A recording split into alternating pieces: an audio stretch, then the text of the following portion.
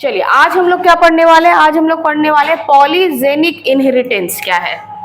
ठीक है, polygenic inheritance, पहले इसको हम लोग जानेंगे क्या होता है। ठीक है, कुछ दिन पहले हम लोगों ने मल्टीपल एलील्स के बारे में पढ़ा था। कुछ दिनों पहले हम लोगों ने मल्टीपल एलील्स के बारे में पढ़ा था। क्या था मल्टीपल एलील्स? क्योंकि दोनों इंटरकनेक्टेड है और बहुत कंफ्यूजन है दोनों में, इसलिए हम लोग थोड़ा इसको दोनों को डिस्कस करेंगे। ठीक है, मल्टीपल एलील्स हमने पढ़ा था A B O, A B और ओ ब्लड ग्रुप। चलिए तीन फॉर्म है ना। हमने क्या पढ़ा था मल्टीपल एलील्स में? क्या पढ़ा था हमने कि एक ही जीन पर, मतलब कि एक क्रोमोसोम पर एक जीन है, उस एक जीन के जो फॉर्म्स होते हैं वो एलील्स कहलाते हैं, है ना। और अगर दो से ज्यादा है तो हम लोग मल्टीपल एलील्स बोलेंगे, एक ही जीन पे अगर वो कैरेक्टर है तो। ठीक है, उसको हम लोग क्या कहेंगे? Multiple allele. क्योंकि यहाँ पर ए बी और ओ तीन हो गए, इसलिए हम लोग इसको क्या कह रहे थे? Multiple alleles. ठीक है, एलील्स है ये, है ना। लेकिन पॉलीजेनिक इनहेरिटेंस क्या है? ठीक है, पॉलीजेनिक इनहेरिटेंस क्या है कि एक ही कैरेक्टर बहुत सारे जीन पे हो सकता है। एक ही कैरेक्टर अगर बहुत सारे जीन्स पे है, बहुत सारे मीन्स 3 4 हो सकता है। ठीक है, अगर एक ही कैरेक्टर बहुत सारे जीन्स पे है तब हम लोग उसको क्या कहते हैं? Polygenic inheritance. फॉर एग्जाम्पल हम लोगों ने उस समय भी बात की थी, जैसे हमारा स्किन कलर। ठीक है, हम लोग का जो स्किन कलर है ये एक जीन से कंट्रोल नहीं होता। ठीक है, क्योंकि इसमें बहुत सारे वेरिएंस है ना। तो इतने सारे वेरिएंस हैं तो इतने सारे जीन्स भी होंगे, लेकिन एक्चुअली में 3 जीन होते हैं एक क्रोमोसोम पे कलर के। ठीक है, 3 जीन होते हैं। चलिए इसको हम लोग समझते हैं कैसे।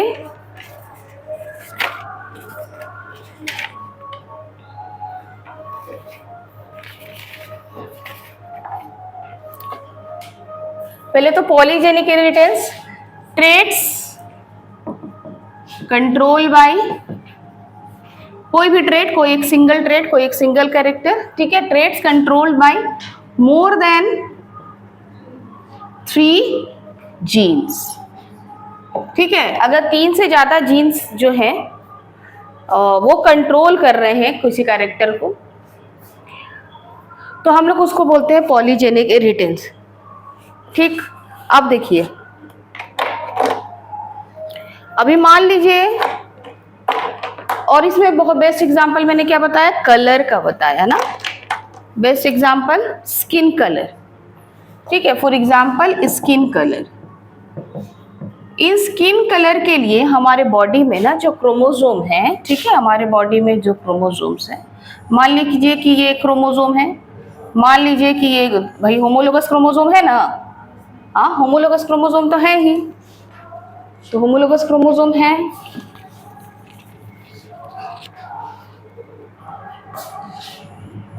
एक क्रोमोसोम ये है, एक क्रोमोसोम ये है। ठीक है, मान लीजिए कि इसके ऊपर जीन ए, बी और सी क्या कर रहा है? कलर कंट्रोल कर रहा है।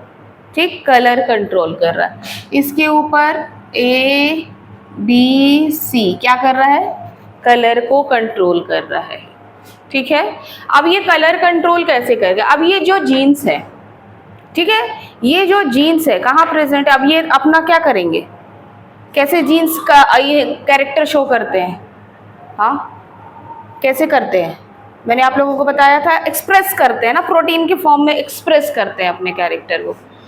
तो ये क्या करेंगे भाई? अपना डीएनए टू आरएनए बनाएंगे, आरएनए टू प्रोटीन बनाएंगे, प्रोटीन उस जगह पर जाएगा तो यहाँ कलर का पिगमेंट निकलेगा।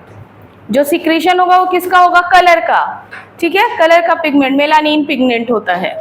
ठीक है ना, कलर का मेलानिन पिगमेंट होता है। अब ये सेल में जाकर क्या प्रोड्यूस कर रहा है? मेलानिन पिगमेंट प्रोड्यूस करेगा। अब देखिए, इसको डोमिनेंट हम लोग समझते हैं, इसको रिसेसिव समझते हैं हम लोग। ठीक है, तो अगर ये ए बी बी और सी सी का कॉम्बिनेशन बनाया, ठीक है, तो ये ज्यादा कलर क्या मेलानिन प्रोड्यूस करेगा सेल्स के अंदर। ठीक है, क्यों कर रहा है? कैसे कर रहा है? जीन क्या कर रहे हैं? अपने एक्सप्रेस कर रहे हैं अपने आप को। तो ये क्योंकि डोमिनेंट है तो ये क्या करेगा भाई? ज्यादा मेलानिन सिक्रीट करेगा, ज्यादा मेलानिन सिक्रीट करेगा तो कलर कैसा होगा, डार्क होगा, डार्क कॉम्प्लेक्स आएगा। ठीक है, जिसके शरीर में जितना ज्यादा, अगर ये तीनों का कॉम्बिनेशन, उसका बॉडी कैसा होगा, उसके शरीर का कलर बहुत डार्क रहेगा। और जिसमें ये ज्यादा रिसेसिव है, ये अगर ये तीनों कॉम्बिनेशंस बन रहे हैं तब उसका शरीर का कलर कैसा रहेगा, लाइट, बहुत लाइट। अब इन दोनों के बीच में आ जाए तो वेरिएंस ही वेरिएंस है। ठीक है, अब मान लीजिए कि आ जाता है double A small B capital C, तो थोड़ा सा और इससे लाइट शेड हो जाएगा, हाँ, डार्क से थोड़ा लाइट हो जाएगा। ठीक है, क्योंकि कुछ आ गए हैं रिसेसिव, इसमें कुछ रिसेसिव आ गए हैं, ऐसा हो सकता है। या फिर ये भाई ए बी बी और सी ये कैपिटल ही अगर, तब फिर क्या होगा, और थोड़ा लाइट शेड आएगा। ठीक है, समझ रहे हो, वेरिएंस कुछ भी चेंज हो सकता है। अब ये जीन के सीक्वेंसेस चेंज हो सकते हैं, है ना। अब ये हमारे अंदर क्या है ये तो हमें नहीं मालूम है, पर हमारा कलर इन्हीं के अनुसार है। जो अगर ये इन्हीं का हम लोगों में क्या है, पूरा वेरिएंस है, तब हमारा कलर कैसा रहेगा, डार्क रहेगा, क्योंकि ये क्या है, डोमिनेंट एलील्स है। ठीक है, ये डोमिनेंट है, ये ज्यादा मेलानिन पिगमेंट करेंगे सिक्रेट, और ये मेलानिन पिगमेंट सिक्रेट ही नहीं करेगा। रिसेसिव जो होगा वो सिक्रेट ही नहीं करेगा, तो लाइट कलर शेड होगा। ठीक है, और अगर सिक्रेट करेगा तो डार्क कलर सिक्रेट होगा। अब जितना सिक्रेट कर रहा है, ठीक है, जितना, एक भी अगर इसमें आपको चला जा रहा है कैपिटल में, चलिए इस तरह से भी बन सकता है, ए बी बी सी सी, तो ये मिडिल वाला फेज रहेगा, है ना। कलर ना ही डार्क रहेगा और ना ही पूरा लाइट रहेगा, बीच बीच में रहेगा। ठीक है, बीच बीच में रहेगा। ठीक है, मिडिल शेड रहेगा, इसके बीच का मिडिल शेड रहेगा।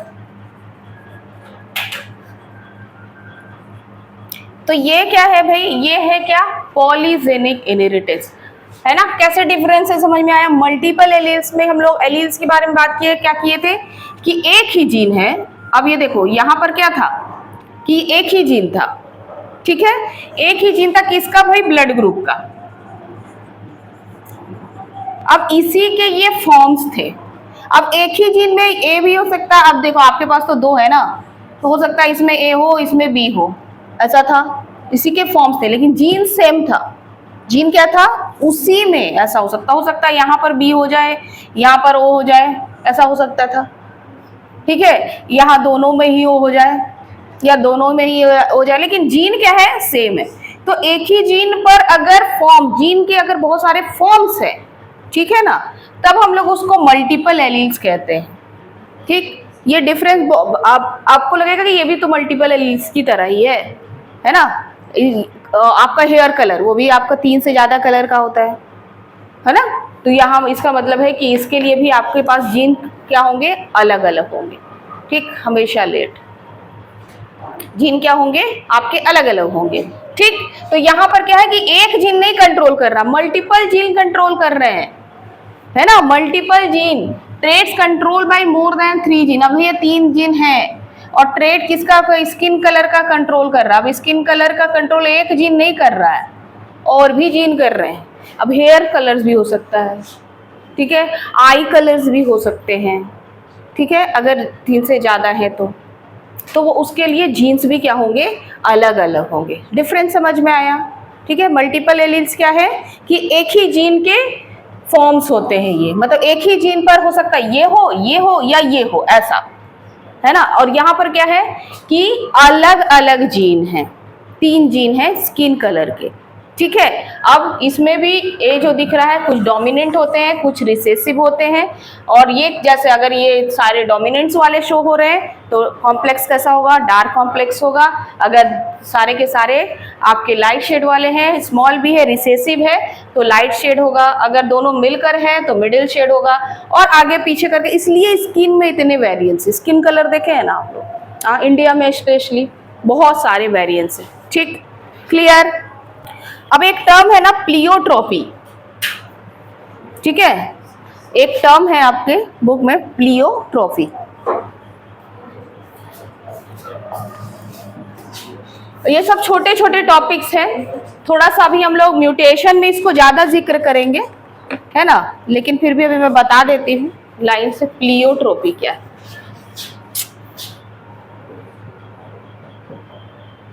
प्लियोट्रॉफी, ठीक लिखा ना,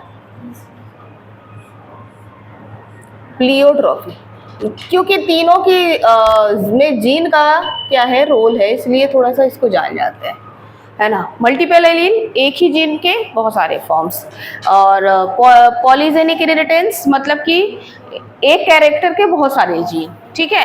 अब ये प्लियोट्रॉफी क्या होता है ना, कि अगर एक जीन अफेक्ट हुआ, ठीक है,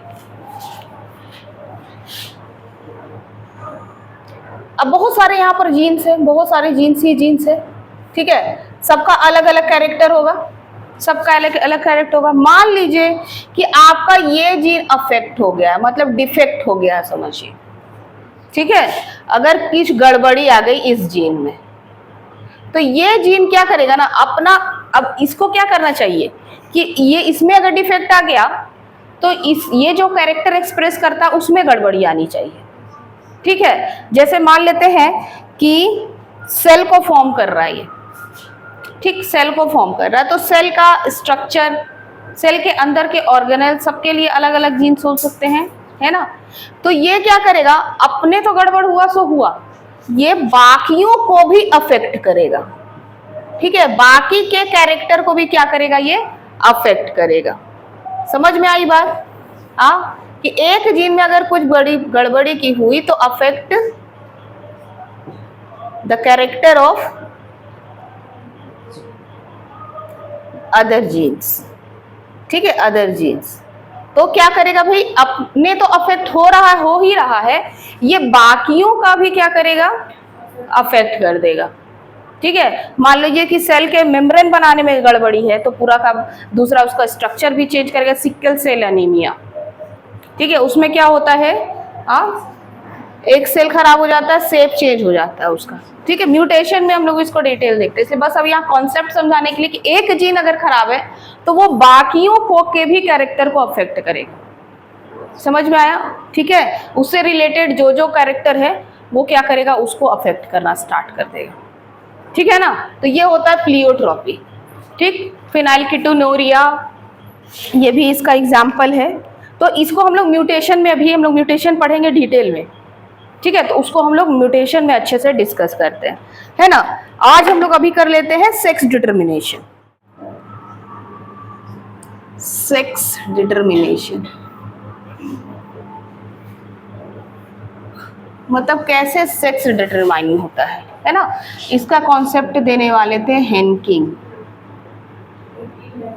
1891 में, ठीक है। हेनकिंग क्या कर रहे थे ना, ये इंसेक्ट पे रिसर्च कर रहे थे, ठीक है। इंसेक्ट के स्पर्मेटोजेनेसिस पर रिसर्च चल रहा था उनका, ठीक। स्पर्मेटोजेनेसिस क्या था बच्चों? फॉर्मेशन ऑफ स्पर्म का जो प्रोसेस होता है ना, ठीक है। तो स्पर्म क्या है, गैमेट्स है ना। तो जो वो गैमेट फॉर्म हो रहा था स्पर्म का, ठीक है, उस पर वो रिसर्च कर रहे थे। वो देख रहे थे कि इसमें कुछ ऐसा फैक्टर है, एक अगर स्पर्म का एक फैक्टर जाता है और फीमेल के साथ फर्टिलाइज करता है तो कोई सेक्स होता है, ठीक है। और अगर दूसरा जाता है तो दूसरा सेक्स हो जाता है, ठीक है। दो मतलब उनको दिख रहा था कि स्पर्मेटोजेनेसिस में दो तरह के सेल्स बन रहे हैं, ठीक है, दो तरह के सेल्स। एक जाके फीमेल के साथ फर्टिलाइज हो रहा है तो बॉय हो जा रहा है, एक जाके फर्टिलाइज हो रहा है तो मेल में चला जा रहा है। इंसेक्ट के लिए बॉय गर्ल यूज नहीं करते हैं, है ना। एक मेल हो जा रहा है, दूसरा क्या हो जा रहा है, फीमेल हो जा रहा है। तब उन्होंने ये कॉन्सेप्ट दिया कि एक फैक्टर है, ठीक है, यहाँ पर भी क्या एक्स बॉडी का ना, कि एक एक्स बॉडी है, ठीक है, वो जाके अगर फर्टिलाइज करती है तो सेक्स दूसरा होता है, और अगर वो नहीं रहती है तो सेक्स क्या होता है, दूसरा होता है, ठीक है। बाद में इसी एक्स बॉडी को क्या टर्म दे दिया गया, एक्स क्रोमोसोम। इसी को क्या दे दिया गया, एक्स क्रोमोसोम टर्म दे दिया गया, ठीक है। कि ये एक्स क्रोमोसोम अगर जाके फीमेल से फर्टिलाइज कर रहा है तो लड़की हो जा रही है ना, फीमेल आ जा रही है। और अगर ये एक्स फैक्टर या फिर हम लोग कहते हैं इसको कि एक्स बॉडी नहीं है, दूसरा सेल जाके फर्टिलाइज कर रहा है, ये नहीं जान रहे थे वो कि वाई क्रोमोसोम, ठीक है। दूसरा बॉडी अगर जाकर करा, क्योंकि सब में वाई नहीं होता है, वो भी अभी हम बात करेंगे, तो कुछ और हो जा रहा है, ठीक है, मेल आ जा रहा है, ठीक। तो उन्होंने बोला कि भाई ये तो डिपेंड कर रहा है किस पे, कि किस तरह का स्पर्म जा रहा है। मैडम स्पर्म डिसाइड कर रहा है कि क्या होगा, मेल होगा या फीमेल होगी, ठीक है, मेल होगा या फीमेल होगी। अब उन्होंने किसका कॉन्सेप्ट दिया, उसने कॉन्सेप्ट दिया मेल हेट्रोगैमेटी। मेल हेट्रोगैमेटी। अब ये हेट्रोगैमेटी क्या है, आप देखिए, हाँ, मेल क्या करते हैं, एक जैसा, अब सेक्स सेल है, ठीक है, सबका ऑटोजोम है और सेक्स क्रोमोजोम है ना। लेकिन मेल जो है, किसी किसी में ऐसा देखने के मिल रहा है कि दो अलग अलग क्रोमोजोम है ना, किसी किसी में। जैसे इसमें अगर मेल हेट्रोगैमेटी में तो एक्स भी मिल रहा है, एक्स और वाई भी दिखता है, और किसी किसी में एक्स दिखता है और कुछ नहीं दिखता है, ठीक है। हाँ, बर्ड्स और इंसेक्ट में कुछ नहीं होता, सिर्फ एक ही क्रोमोजोम होते हैं, ठीक। ये इन्होंने बोला कि ये मेल हेट्रोगैमेटी है, ठीक है। और मेल हेट्रोगैमेटी है तो फीमेल भी होगा, ठीक है, तो फीमेल होमोगैमेटी। अगर सेम है, जैसे दोनों एक्स है, तो फीमेल होमोगैमेटी बोल सकते हैं हम लोग। पर क्या सब में ऐसा ही होता है?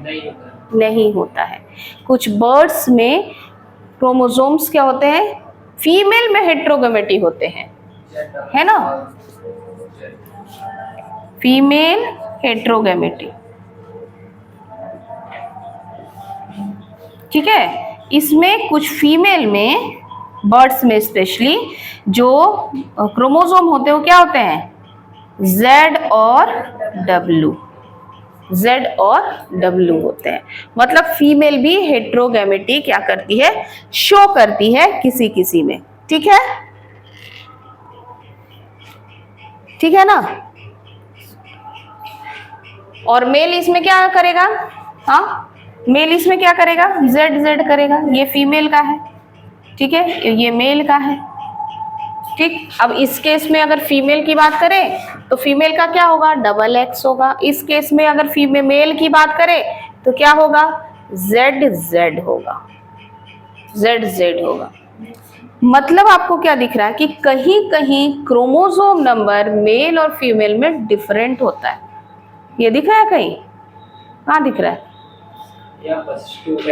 जब यहाँ एक्स ओ का मतलब ओ नहीं, जीरो है ही नहीं, तब इसकी फीमेल के पास क्या होगा, इसकी फीमेल के पास तो डबल एक्स है और इसके पास एक ही एक्स है, तो इसमें क्रोमोसोम नंबर ज्यादा होगा, इसमें क्या होगा, कम होगा, ठीक है, समझ गए। अब हम लोग एग्जाम्पल्स के थ्रू देखते हैं, कुछ कुछ एग्जाम्पल्स हम लोग देख लेते हैं, ठीक है।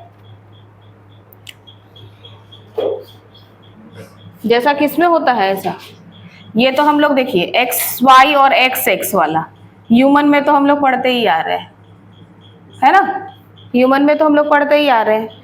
और किसमें, ड्रोसोफिला की भी हम लोग बात किए थे ना, ड्रोसोफिला, उसमें भी सेम एज इट इज होता है, क्या, ह्यूमन की तरह ही, है ना। क्रोमोसोम नंबर दोनों के डिफरेंट है, इसके 46 है, इसके लास्ट डे बताया था 8, ओके, ठीक है। और ये X0 किस में होता है, इंसेक्ट्स में होता है, ग्रास ऊपर, ठीक है, ग्रास ऊपर में। Z किस में होता है, हाँ, Z अक्सर बर्ड्स में आपको देखने के लिए मिलेगा, ठीक है। तो हम लोग देखते हैं कि सेक्स कैसे डिटरमाइंड होता है, ठीक है, और क्रोमोसोम नंबर कैसे वेरी करता है, ठीक है, उसको देख लेते हैं हम लोग।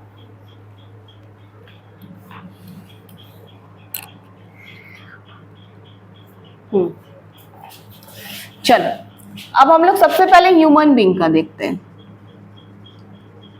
ये आप लोग क्लास 8 से पढ़ते आ रहे हैं, है ना, पर हम लोग देखते हैं इसको। फिर भी हम लोगों ने क्या बात किया कि अगर कोई फीमेल है, क्रोमोसोम का कॉन्सेप्ट याद है ना सबको, ऑटोजोम, सेक्स क्रोमोसोम, ठीक है। चलो एक बार फिर से, अब ह्यूमन बीइंग है तो इसमें क्रोमोसोम नंबर आपका 46 है, ठीक है ना।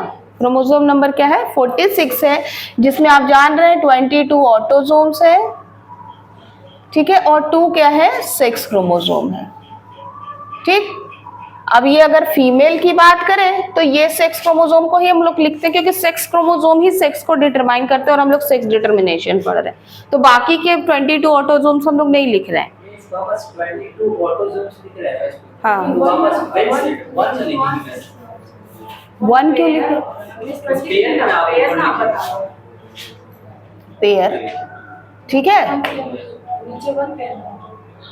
तो डायरेक्ट यहाँ पेयर नहीं लिखा था मैंने, चलो पेयर नहीं रहता ना, इसीलिए मैं यहाँ 2 सेक्स क्रोमोसोम ही लिखूंगी। चलो 22 पेयर ऑफ ऑटोसोम्स है अब, ठीक है ना, और 2 सेक्स क्रोमोसोम, ठीक है।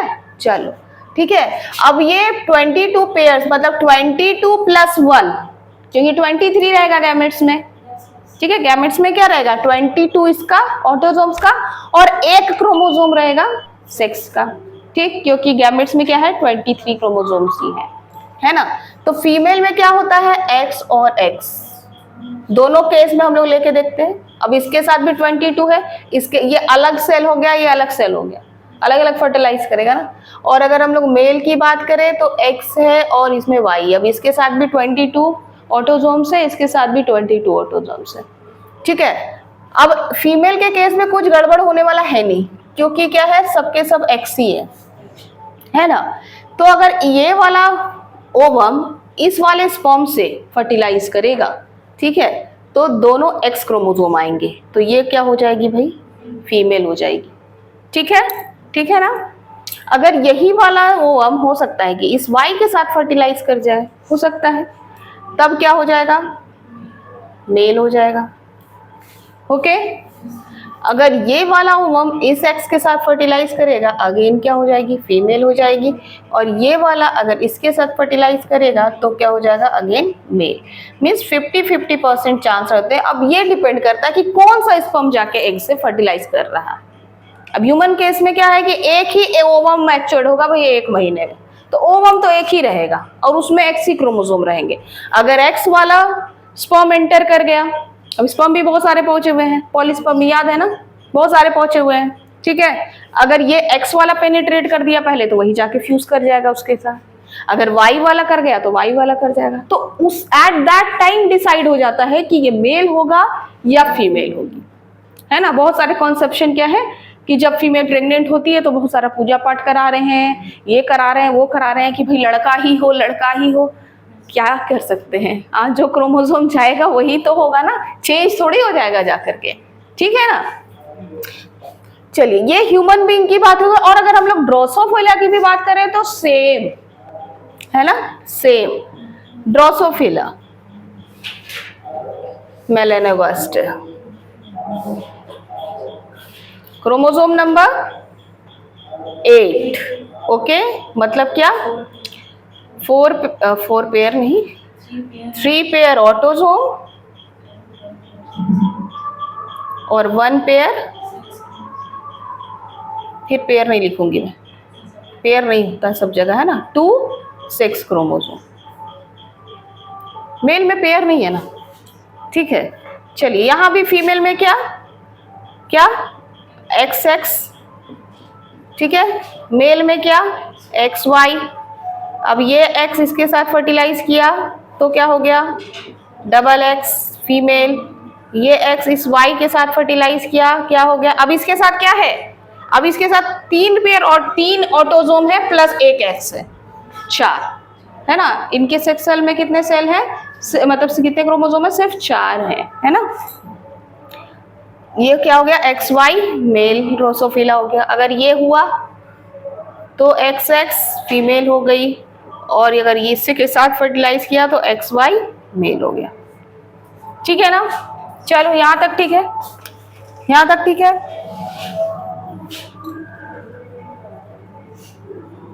ग्रासहोपर, ठीक है। अब ग्रासहोपर में क्या है? कितने क्रोमोसोम होते हैं? अगर ये फीमेल है, नहीं 46 नहीं, एक कम होगा मेल, ऐसा क्या?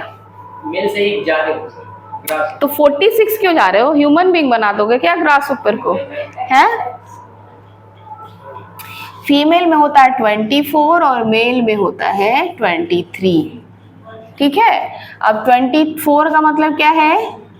22 पेयर, सॉरी कहाँ 22 में चली गई मैं, 11 पेयर ऑटोजोम, ठीक है, 11 दूना 22 हो गया, और जो 2 बच गया यहाँ पर आप लिख सकते हो A1 पेयर, यहाँ पर हम लोग लिख सकते हैं सेक्स क्रोमोसोम, क्योंकि ये दोनों सेक्स में ही है, सेक्स क्रोमोसोम, ठीक।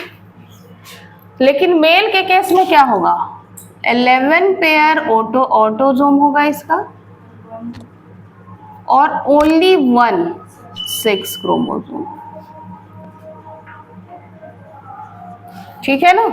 डिफरेंट नंबर होते हैं मेल्स के और फीमेल्स के, अलग होते हैं, ऐसा भी केस है, ठीक है। अधिकतर इंसेक्ट्स की बात है, यही रहेगा। तो अगर ये फीमेल है तो इसके पास क्या है, एक्स और एक्स ही है, और अगर ये मेल है तो एक ही एक्स है, दूसरा है ही नहीं, दूसरा है ही नहीं, ठीक है। तो इसके केस में क्या होगा, ये एक्स अगर इसके साथ फर्टिलाइज करेगा क्या होगा, फीमेल हो जाएगी। यही एक्स अगर इसके साथ फर्टिलाइज कर रहा है, मतलब किसी के साथ नहीं कर रहा है, तो ये क्या हो गया, मेल हो गया, एक ही एक्स क्रोमोसोम अगर आया तो। अगर ये इसके साथ कर रहा है तो क्या होगा, फीमेल हो जाएगी, और अगर इसके साथ कर रहा है तो अगेन क्या होगा, मेल हो जाएगा।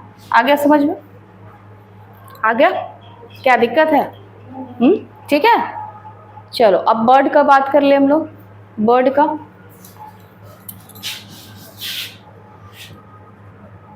बर्ड की बात करें, ठीक है, इसमें जो फीमेल है वो हेट्रोगैमेटिक है ना, और जो मेल है वो क्या है, होमोगैमेटिक है।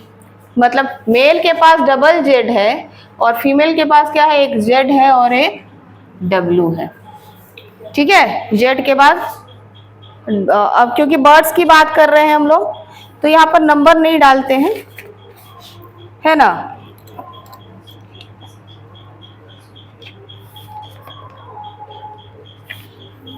ठीक, सारे बर्ड्स का अलग अलग रहेगा, लेकिन क्या रहेगा, यही रहेगा सीक्वेंस। अब ये वाला जेड अगर इसके साथ कर दिया फर्टिलाइज, क्या बनेगी, फीमेल नहीं मेल, ठीक है। और ये जेड अगर इसके साथ कर गई तो भी क्या बनेगा, मेल, मेल ना। और ये जेड डब्ल्यू अगर हो गया तो क्या बनेगा, फीमेल। अगर ये हो गया तो क्या बनेगा, फीमेल। हर में आप लोग देख रहे हैं 50-50% चांस होते हैं, ठीक। यहाँ तक तो भाई सीक्वेंस में चला है ना, कोई दिक्कत नहीं। अब हनी बी में आते हैं, ठीक है। अब हनी बी में आते हैं हम लोग। हनी बी में क्या है, कुछ गड़बड़ है क्या, क्या गड़बड़ है, हाँ चलिए हो गया, ये इसको लिख लिए। चलो हनी बी का तुम लोग बताओ।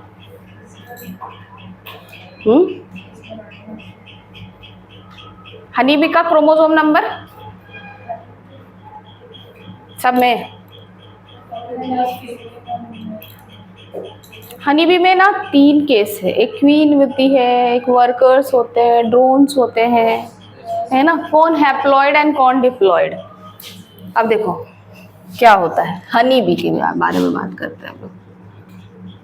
हनी बी, ठीक है, हनी बी फीमेल जो होती है ना इसकी, वो डिप्लॉयड होती है, ठीक है। फीमेल जो होती है इसकी डिप्लॉयड होती है, और मेल जो होता है इसका हैप्लॉयड होता है। इसमें क्रोमोसोम नंबर पाए जाते हैं 16 और इसमें पाए जाते हैं 32, ठीक है। इसमें पाए जाते हैं 32, ठीक। अब एक और हम लोग थोड़ा लिखते हैं फीमेल डिप्लॉयड, एक और हम लोग लिखते हैं इस चीज को, ठीक है। अब देखो ये फीमेल क्या करेगी, सबसे पहले मियोसिस होगा, मियोसिस तो होना ही है, सेक्स सेल्स बन रहे हैं तो मियोसिस तो होगा ही। तो मियोसिस के दौरान क्या बनाएगा, ये एग बनाएगा अपना, तो हाफ हाफ कर लेगा। मान लो एक बनाया, हाफ हाफ कर लिया क्रोमोसोम को, दूसरा क्या बनाया, बी बनाया, ठीक। एक्स बना दिया, ए और बी, लेकिन इस एग का फर्टिलाइजेशन हुआ ही नहीं। हैप्लॉइड नंबर बना दिया मैंने, ठीक है। आप 4 लिखो, 10 लिखो, ठीक है। हैप्लॉइड मतलब मैंने कर दिया कि भाई इसमें 16 चले गए हैं और इसमें 16 चले गए हैं, ठीक है। क्रोमोसोम नंबर इसमें 16 चले गए हैं और दूसरे में भी 16 चले। अब इनका फर्टिलाइजेशन नहीं हुआ, नो फर्टिलाइजेशन, तो ऐसा नहीं है कि एक बर्बाद हो जाएंगे, है ना। अब ये जो हैप्लॉइड एग है वो मेल हैप्लॉइड में कन्वर्ट हो जाएंगे, ठीक है। ये मेल हैप्लॉइड बना देंगे दोनों के दोनों में, ठीक। मतलब एग अगर फर्टिलाइज हुआ तो अलग केस होगा, ठीक है, और अगर फर्टिलाइज नहीं हुआ तो वो मेल हैप्लॉइड बनाएगा। क्लियर है यहाँ तक, ठीक है। चलिए नेक्स्ट, फीमेल मियोसिस करेगी, ठीक है। ए और बी बनाएगी भाई, हैप्लॉइड हैप्लॉइड जैसा इसमें बना था। मेल जो है ये भी मियोसिस करेगा, मियोसिस करता माइटोसिस करेगा, ये माइटोसिस करेगा, ठीक है। अब माइटोसिस के दौरान भी ये भी मान लो ए और बी बना रहा है, ठीक है, लेकिन ये दोनों में क्या है 16 से, ठीक है, बना रहा है। अब अगर फर्टिलाइजेशन हो जाए, अब अगर क्या हो जाए, फर्टिलाइजेशन हो जाए, ठीक, तो फर्टिलाइजेशन होगा तो क्या बनेगा, कुछ तो बनेगा। आप फिर डिप्लॉयड बन जाएंगे ना, ठीक है, फिर से डिप्लॉयड बनेंगे, ठीक है। अब ये तो सेम ही रहेगा, बीबी ही लिखेंगे हम लोग इसको, ठीक है, क्योंकि बर्ड किसकी बात हो रही है, बर्ड की बात हो रही है। चलिए अब मान लीजिए कि ये क्या कर रहा है, फर्टिलाइज कर रहा है, ये भी बना ले रहा है, स्मॉल में लिखो, ठीक है।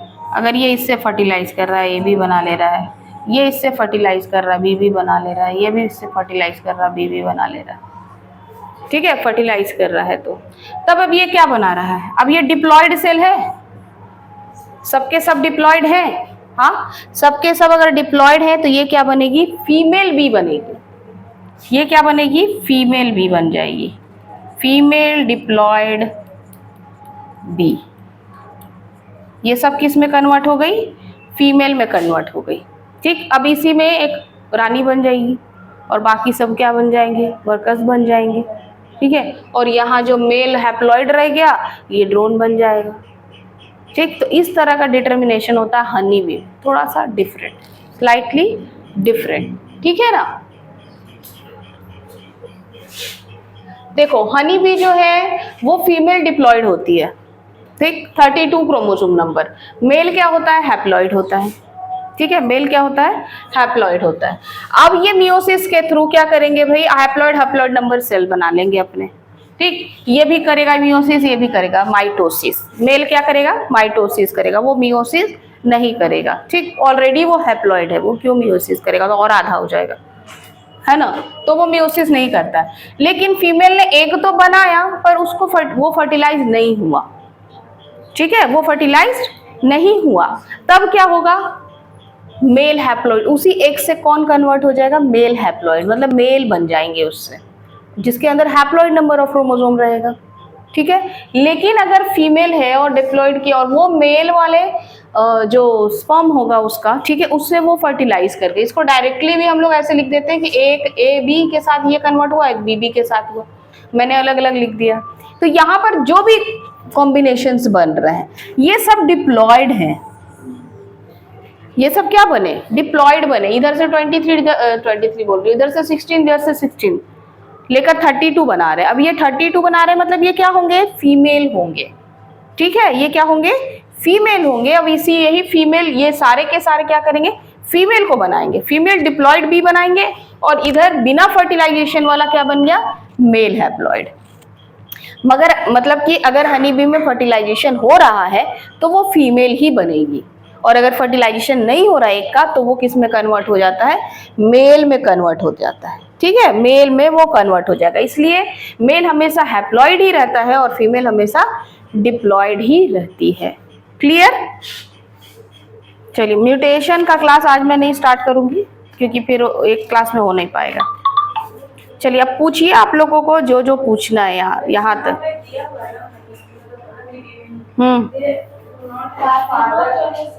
they do not have father and thus can have son, but grandfather होता है, मतलब father नहीं है.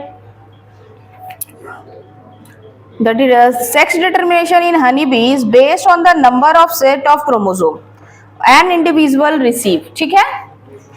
An offspring formed from the union of a sperm and the egg develops as a female. ठीक है? अगर यूनियन हो रहा है स्पर्म और एग का तो फीमेल बनेगी, या तो वो क्वीन बन जाए या फिर वो वर्कर बन जाए. ठीक, यहां तक क्लियर है. And an unfertilized egg develops as male drone. ठीक है, और जो अनफर्टिलाइज्ड एग है वो मेल बन जाएगा, जिसको हम लोग ड्रोन भी बोल रहे हैं, है ना, ड्रोन बन रहा है. ठीक, बाय मीन्स ऑफ पार्थेनोजेनेसिस. ये पार्थेनोजेनेसिस एक प्रोसेस है जिसके द्वारा ये मेल बन जा रहा है. ठीक है, पार्थेनोजेनेसिस, जिससे ये क्या कन्वर्ट हो रहा है, मेल में कन्वर्ट हो जा रहा है. ठीक है, this means that the male have half number of chromosome. अभी समझो भाई, अब बात ही करोगे तो समझोगे कैसे.